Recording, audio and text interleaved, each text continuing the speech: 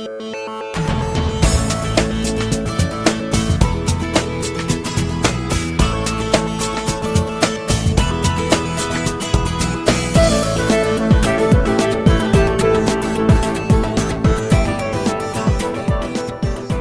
a hablar con ustedes no solamente de evaluación, sino de prospectiva, porque estamos hablando del uso de la evaluación para la planeación prospectiva. Y el señor subsecretario fue tan oportuno de mencionar que la utilidad de la evaluación es precisamente la planeación y que crear este círculo virtuoso entre planeación y evaluación es lo que permite el progreso, lo que permite adaptarse a circunstancias que la realidad nos está ofreciendo. Entonces voy a comenzar a mencionar para ustedes esto de la planeación prospectiva, porque es un término poco conocido. Yo no creo que la palabra como tal, prospectiva, no sea conocida para ustedes, pero el término que vamos a utilizar o la interpretación del término que vamos a utilizar es de origen muy reciente. Sí, me gustaría mencionar que la palabra prospectiva es algo que se utiliza en algunos foros, llamemos más o menos técnicos, como la industria petrolera, la minería, que somos incapaces como seres humanos de poder aprender con una H ahí intermedio, o sea, tomar, captar absolutamente todo. Esto es lo que nos tiene que permitir trabajar de manera selectiva, pero el método de selección del futuro será diferente del método de selección del pasado. Esto nos va a llevar a algunos otros conceptos. La visión es la educación incluyente. Fíjense bien, incluso la evaluación incluyente. De la visión que yo incluyo elementos como los siguientes: evaluación y educación incluyente, o sea, para incluir. Yo sé que tú no puedes aprender matemáticas como yo te las estoy enseñando. Te las voy a enseñar diferentes para que esté dentro de tu esquema de pensamiento. Cuando yo voy al mercado, yo me doy cuenta, bueno, yo trabajé muchos años, creo que no estaba en el currículum, pero no importa, en materia de alfabetización en el país. ¿Sí estaba? Ya no me acuerdo porque no lo escuché, pero en fin, en materia de alfabetización es muy importante. Cuando yo voy al mercado y que muchos de los vendedores son de algún origen, yo diría humilde, pero muchas veces indígena incluso, normalmente hacen bien las cuentas. Y yo les digo que son analfabetos. Sencillamente hacen las cuentas de manera diferente a como yo aprendí a hacerlas. Mi familia es de origen europeo y una parte de mi educación la tuve en escuelas de origen europeo. Entonces hacen las cuentas diferentes. Es decir, cuando yo pasé a la escuela pública, a la escuela secundaria, en ese momento me di cuenta que se me tachaba de que yo no sabía hacer cuentas porque las hacía diferentes. Lo mismo les pasa a los indígenas, pero hacen cuentas muy bien, extraordinariamente bien. Lo que yo tengo que hacer es aprovechar ese aprendizaje que ya tienen para hacerlo crecer, pero no tengo que decirles: eres tonto porque eres un analfabeta y entonces yo te voy a enseñar cómo sí. Cuando ellos ya saben cómo sí, sencillamente es diferente.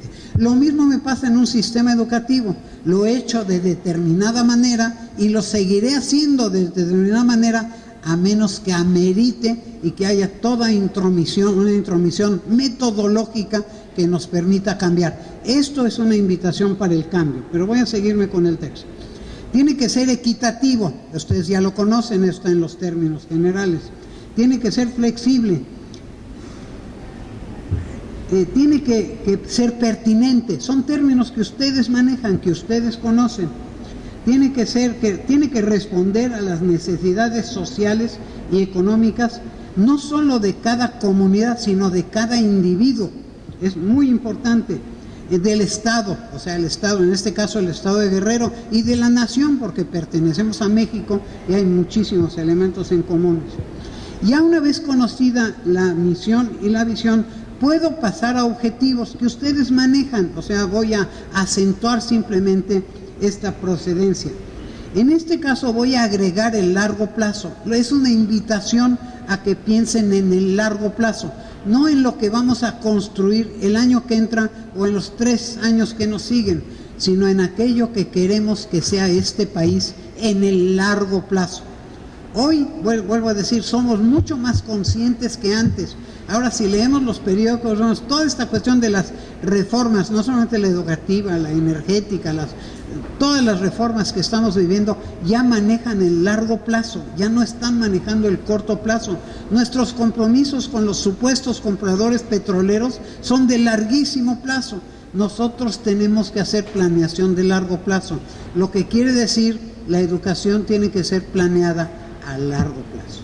Bien, entonces yo los invito a pensar, aunque sea, digamos, como manera de preestructura para lo que ustedes tienen físicamente que hacer para cumplir con las reglas del juego establecidas, a pensar en el 2030 o en el 2035, qué es lo que ustedes quisieran pero fuera posible. Y voy a incluir un término más adelante. El mediano plazo pasa a ser el 2018, que para ustedes de todos modos es mediano plazo, o sea que no estoy cambiando nada. Estoy poniendo el corto plazo en un año.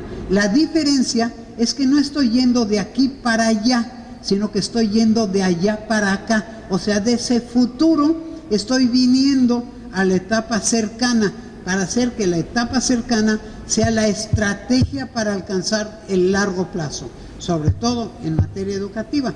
En materia de informática las cosas tienen otros tiempos, pero en materia educativa estos son nuestros tiempos, son tiempos de aprendizaje. Bueno, la diferencia entonces está de dónde empiezo y hacia dónde voy. La dificultad que se ha presentado en el mundo, para eso hay metodologías, es que el largo plazo está en la ambigüedad, está en lo que no está en nuestros sentidos, está en nuestra imaginación potencial y tenemos que hacer trabajo de imaginación. Les mencioné el Club de Roma. El Club de Roma y los límites del crecimiento trata de visualizar la humanidad a lo largo de los tiempos. Entonces, si la humanidad está cambiando, por ejemplo, está creciendo el número de habitantes del planeta vertiginosamente, estaba creciendo más. También los elementos nutrientes de la humanidad, quiere decir el oxígeno, la comida, el agua. Entonces el Club de Roma lo que estudia es qué pasaría con la humanidad a largo plazo. No es que se nos acaben los alimentos o el agua o el oxígeno en este momento, pero tal como va el denominado progreso de la humanidad, se nos está agotando. Todavía existe este fenómeno de las diferencias, no es lo mismo el agotamiento de recursos para una gente pudiente o para una nación pudiente de lo que puede ser para una nación o una persona o una comunidad, digamos, pobre en ese sentido. Casos que citamos mucho, los casos de África, pero podemos citar los casos de Guerrero y de Oaxaca y de Chiapas también. Bien, con esto yo pudiera pasar a las metas. Como ustedes ya trabajan por metas, no tengo mucho que decir, excepto que hay que casarlas con el largo plazo, con el mediano plazo y con el corto plazo. Hasta ahora ustedes están acostumbrados y las indicaciones del plan, de la reforma incluso, son de mediano plazo y de corto plazo. Estoy agregando un pensamiento que puede o no ser, digamos, en un momento dado completo, pero que puede teñir muy marcadamente el resto. Entonces, para ello es indispensable evaluar. Evaluar permite la retroalimentación. Evaluar quiere decir pensar. O sea, no evaluamos para cumplir con un requisito formal que se nos está exigiendo, sino evaluamos para poder pensar sobre los resultados de la evaluación y retroalimentar. Yo a esto lo acostumbro a etiquetar como reflexionar, porque la palabra reflexionar es una palabra que tiene dos elementos. Es reflexionar, quiere decir volver a pensar, volver a pensar porque tengo que digerir el resultado de mis evaluaciones. Eso me permitirá actuar y por lo tanto retroalimentar todo el sistema, no solo los numeritos de la última columna, sino todo el sistema. Hay variables que pueden no habérseme ocurrido o al sistema no considerado y que en ese momento me doy cuenta que son importantes. Por ejemplo, la convivencia de los sistemas tradicionales de formación con los sistemas modernos de formación. No es que el uno sustituya al otro, es como las creencias o hasta como elementos de carácter incluso religioso o místico en un momento dado. Conviven los unos con los otros y esto hay que crear conciencia de ello.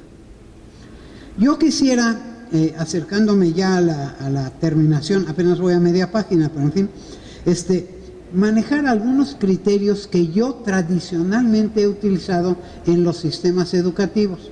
Y voy a mencionar los criterios que, de acuerdo con la propia Secretaría de Educación Pública, son los que se manejan. Y los unos casan con los otros. Pero hay algunas particularidades que me gustaría aprovechar el viaje para hacer que se considere. Se habla de calidad, se habla en ambos sistemas, se habla de calidad. Pero la calidad no ha sido totalmente definida, interpretada como a nosotros. Es más, ni los autores internacionales que conocemos en materia bibliográfica han logrado esta definición completa de calidad, porque no la hay. Necesitamos una definición que no sea operativa en un momento dado. Pero sí quisiera insistir sobre el hecho de que una cosa es la evaluación en un momento dado del proceso, y en otro momento del producto. La evaluación del producto, voy a teñirla, le llamo evaluación sumativa, aquí elegantemente, y la evaluación del proceso es la evaluación formativa.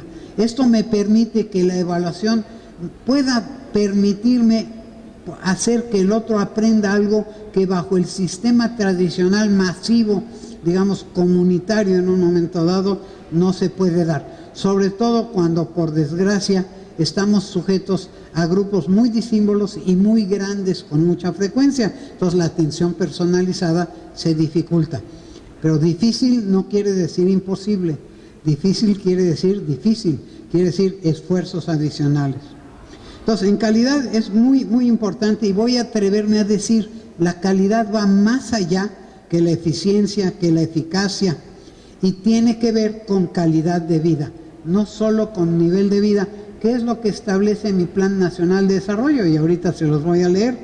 Bueno, el otro elemento es la cobertura. La cobertura es el derecho a la educación, derecho al aprendizaje, me atrevería yo a etiquetar.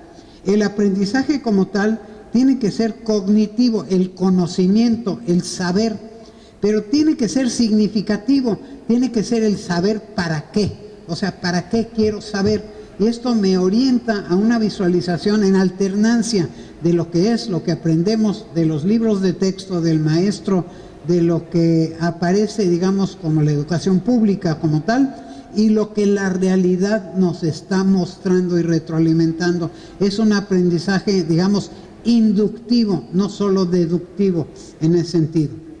Tiene la pertinencia, que tiene que ver efectivamente con la educación, y hoy en día pasa a tomar mucha importancia dos elementos complementarios, nos guste o no nos guste, que son la lengua, o sea, este predominio del conocimiento internacionalista, en cuyo caso, en el caso mexicano, se ha reforzado la tendencia al inglés, o sea, ya no a la lengua indígena, como en alguna temporada habíamos vivido, sino realmente al inglés, porque mucho de lo que se escribe está en inglés, y particularmente los sistemas, digamos, de informática, mucho tiene que ver con el inglés.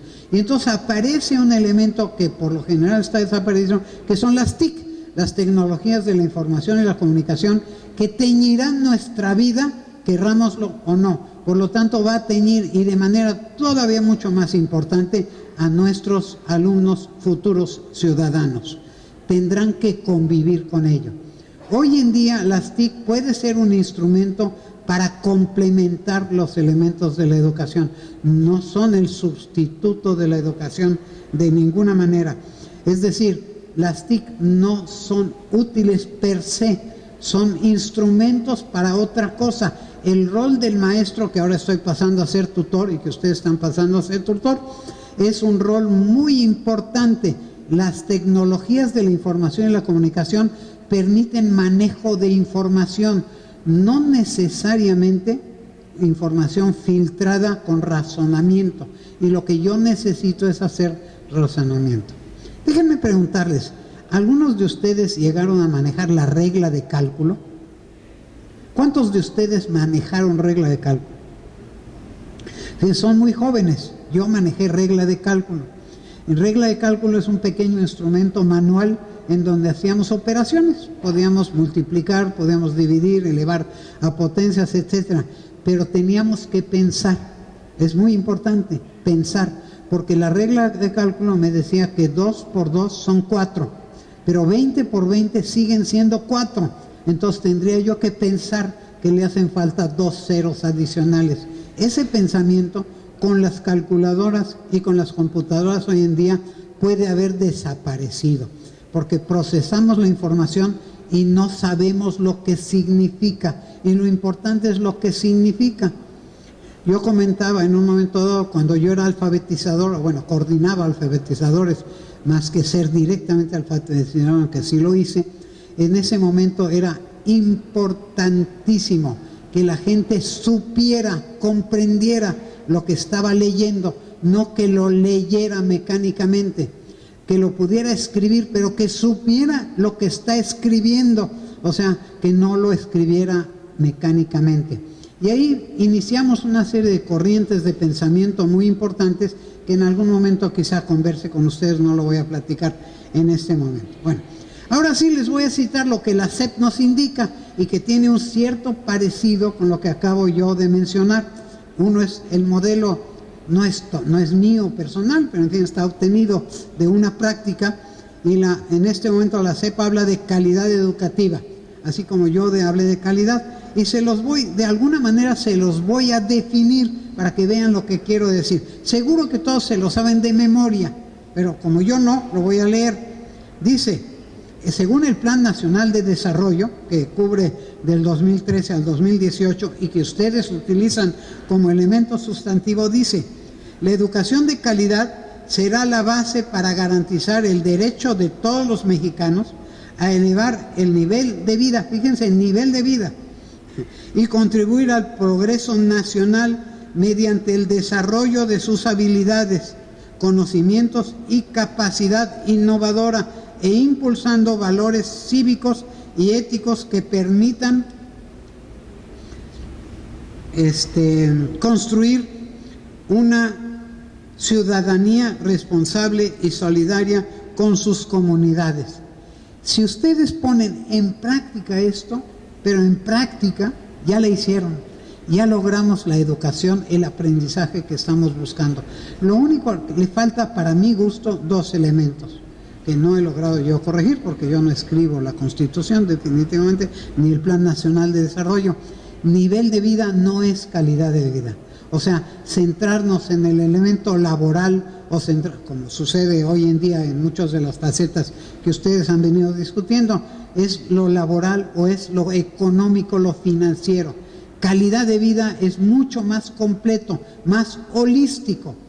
Y en eso, déjenme decirles, México, las comunidades que ustedes conocen, y particularmente más en el sur que en el norte del país, México es un artista de la cuestión comunitaria. México todavía cree en la familia. Hay comunidades de otros países donde la familia está totalmente destruida.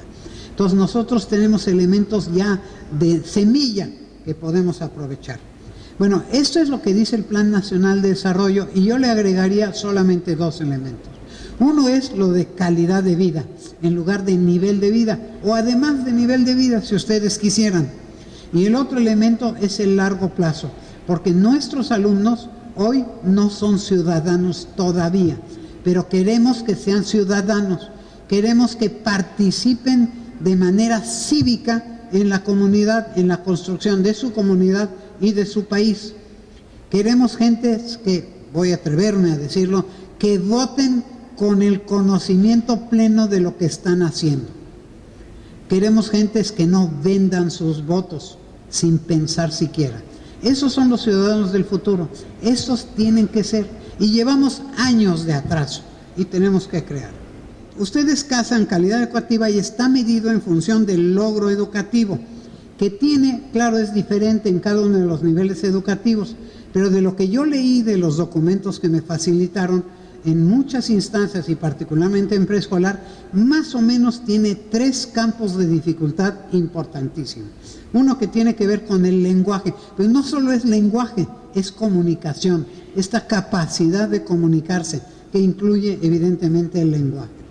El otro es el pensamiento matemático, una forma de razonar y de racionalizar las cosas, que es importante. Las matemáticas son simbólicas. El número 2 no significa absolutamente nada si no está casado con otro. 2 puercos, o 2 camiones, o 2 personas. Está casado con algo. El número 2 en sí no significa nada. Es una abstracción que me permite sumar, restar, dividir, multiplicar, pero que en sí no significa nada. Eso es lo que me pasa con algunos de los instrumentos. Sabemos, nos aprendemos las tablas de multiplicar y de dividir de memoria, pero no significan nada. Y lo más importante es el significado. Yo quiero rescatar aquí a un autor que seguramente todos ustedes conocen, que fue un buen amigo que yo traje a México en un momento dado, que era Paulo Freire. Y Paulo Freire de alguna manera nos dijo: están ustedes enseñando a leer y escribir sin pensar. Así de sencillo. El método de aprendizaje era, la frase es muy famosa, Anita lava latina. ¿Qué significa eso para el espíritu de una persona que vive en una comunidad? Absolutamente nada. Ni siquiera sabe lo que es una tina en un momento dado. Entonces, Anita lava latina es una frase bonita que me permite en principio mecánicamente aprender. Pero lo importante es que esa persona piense en lo que signifique lo que aprenda. Por lo tanto, si lo que él maneja es un hato, o es una cosecha, o es un problema social, tiene que tener ese significado, tiene que ser significante y tiene que tener futuro. Y el tercero de los elementos es el desarrollo personal y social. ¿Para qué? Y lo dice el texto de los documentos de ustedes. Dice: para lograr el perfil de los alumnos y alumnas, evidentemente, de básica, en el nivel que aquí estamos manejando, en el Estado. Lo dice textualmente. Pero ese perfil hay que definirlo. Ese es el futuro que tenemos que predefinir para saber lo que estamos buscando. Para eso tenemos instrumentos como son, si ustedes no se ofenden, me permito llamarnos a todos nosotros instrumentos del aprendizaje de nuestros alumnos. Tenemos que tener claro que somos instrumentos instrumentales y que tenemos la capacidad de generar ya no solamente, lo cual ya es bastante pedir, la cuestión de la reproducción del conocimiento, muchas veces un conocimiento del pasado. Si yo leo los libros de texto, están hablando del pasado. Es más, por desgracia, y me imagino que ustedes también, cuando fueron a la escuela, nunca llegamos a la historia de los tiempos modernos. Es decir, nos aprendimos, claro, el nacimiento de la nación, la revolución, la independencia, etc. Los tiempos modernos, lo que hoy puedo leer en los periódicos, ese es el aprendizaje de nuestros días y que me permitiría visualizar el futuro. Nada más leer el periódico inteligentemente me puede decir mucho. Leer el periódico no es ver televisión, es leer el periódico. Aprender a leer, ¿sí? No a ver caricaturas o ver telenovelas o cosas por el estilo. Bueno, esto que ustedes están en este momento con la oportunidad de crear, tiene que pasar de la reproducción del conocimiento a la creación del conocimiento. Todos tenemos que aprender a crear. Y voy a mencionar, para ya terminar, 2 elementos básicos. Uno de ellos, tenemos que conocer bien las reglas del juego. Tenemos que saber lo que tenemos que hacer por obligación. Y cuando lo conocemos bien, cuando tenemos claramente establecido cuál es el cuadrito dentro del cual nos dicen que nos tenemos que mover, pero cuando lo conocemos bien, somos capaces de salirnos del cuadrito, de romper las reglas del juego. No es arbitrario, es pensado, es argumentado, es convenciendo. No es vencer, es convencer, es argumentar. Y el otro elemento es la creación de una masa crítica. Si yo converso con 1 o 2 o 3 de ustedes, no estoy creando la masa crítica necesaria para el cambio social. Necesito que el cambio sea social. Social y quiere decir socializado, socializable y que permita efectivamente la creación de un algo a lo cual la tendencia nos puede estar llevando a la catástrofe. Ahora sí, en materia prospectiva, la catástrofe nada más significa, para nuestros fines, significa que las cosas no solamente continúen como están, sino que pueden estar peor. Y vemos algunas tendencias en el sentido. Igual que la utopía quiere decir que las cosas funcionen bien, el deber ser, lo que nos gustaría. Y entonces creamos en materia prospectiva un término que me gustaría que no se les olvidara nunca. Se llama futurible. Es un término nuevo, es un galicismo, si quieren, o sea, de origen francés. Futurible quiere decir el mejor de los futuros posibles. Esto quiere decir, si yo quiero algo mejor, tengo que poder compararlo con algo, si no, no sé si es mejor o no. A veces, en las materias más duras, en matemáticas, ingenierías, etcétera, quiere decir medir. Si no lo puedo medir, no lo puedo conocer. Pero hay elementos de percepción de esa diferencia, en algunos elementos quizá más abstractos, donde es muy difícil medir. Piensen ustedes en el amor. El amor es muy difícil medirlo. Eso no quiere decir que no se pueda percibir, que no se pueda de alguna manera considerar para ver qué es mejor que otra cosa, el afecto, en fin, una serie del miedo, una serie de elementos que son relativamente abstractos. Hay que tomarlos en cuenta. Y por eso hablamos del mejor de los futuros posibles. En el mejor consideramos lo cuantitativo y lo cualitativo. Cuando yo hablo del desarrollo personal y social, ya no estoy hablando de matemáticas, estamos hablando de relaciones, de cómo convivo con mi familia, con mi comunidad, con el mundo incluso. Cuando en este momento el mejor de los futuros posibles, y fíjense bien, posible supera lo probable, tiene que ser mejor que lo probable, no puede ser la simple tendencia. No significa, por ejemplo, cuando yo hago un presupuesto educativo incluso, decir, échale un 10% más de lo que gastamos el año pasado. No. Ahora, esta es la base, entre otras cosas, de una filosofía que comienza a imponerse, que se llama presupuesto base cero, de lo cual no voy a hablar, pero sí quiero decir que en lo que hemos estudiado del famoso presupuesto base cero, en lo cual ustedes están obligados por ley, digamos, a participar, es un asunto difícil. Ha sido difícil para los países más desarrollados, va a ser difícil para nosotros, pero nos obliga a pensar. Y ya eso es un logro. Si ese pensar lo llevamos a actuar.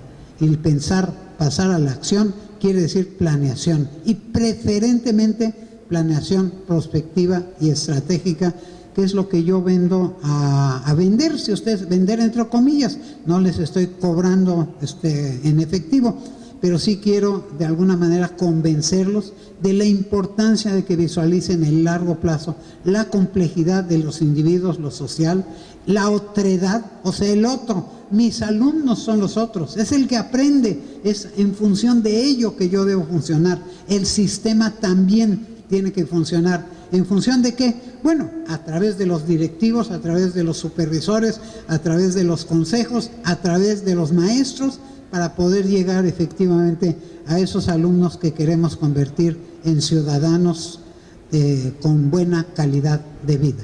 Y si me permiten, con esto termino mi plática.